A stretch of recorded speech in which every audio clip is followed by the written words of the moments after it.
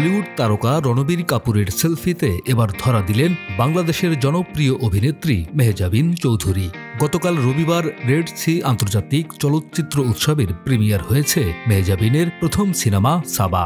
একই দিন উৎসবে হাজির হয়েছেন রণবীর কাপুর। সেখানেই তাদের দেখা। সৌদি আরবের জেদ্দায় অনুষ্ঠিত এই উৎসবে অংশ নিয়েছেন হলিউড বলিউডের অনেক তারকা।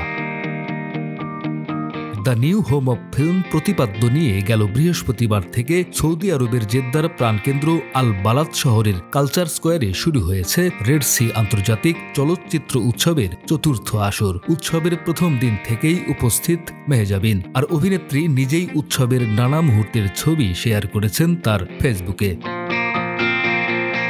ইতোমধ্যেই দেখা গেছে হলিউডের বিখ্যাত অভিনেতা উইল স্মিথ এবং ব্রিটিশ অভিনেত্রী এমিলি ব্লান্টের সঙ্গে একান্তে ছবি তুলতে। সেগুলো প্রকাশ করে অভিনেত্রী লিখেছেন, Red Sea International Film Festival grand opening নাইটে একমাত্র বাংলাদেশি সিনেমা সাবা প্রতিনিধিত্ব করছে।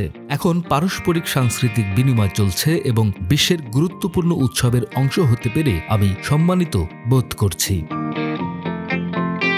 এদিকে গতকাল রবিবার অভিনেত্রীর ফেসবুকে দুটি ছবি শেয়ার করেছেন। একটি ছবিতে দেখা যায় বলিউড অভিনেতা রণবীর কাপুরের সঙ্গে, যেখানে রণবীর এই অভিনেত্রীর সঙ্গে সেলফি তুলছেন। এ সময় মেহজাবিনের পরনে ছিল লাল রঙের শাড়ি, আর রণবীর পরেছিলেন অফ হোয়াইট শার্ট ও অ্যাশ রঙের কোট। উল্লেখ্য, রেড সি আন্তর্জাতিক চলচ্চিত্র উৎসবের এই আসরে ৮১টি দেশের ১২০টি সিনেমা প্রদর্শিত হবে। তবে এর মধ্যে মূল প্রতিযোগিতা বিভাগে লড়বে ১৬টি সিনেমা। অস্কার জয়ী মার্কিন নির্মাতা স্পাইক লি এই প্রতিযোগিতা বিভাগের প্রধান বিচারক। গেল ৫ ডিসেম্বর শুরু হওয়া ১০ দিনব্যাপী এই উৎসবের পর্দা নামবে আগামী ১৪ ডিসেম্বর। ডেস্ক রিপোর্ট, আমাদের সময়।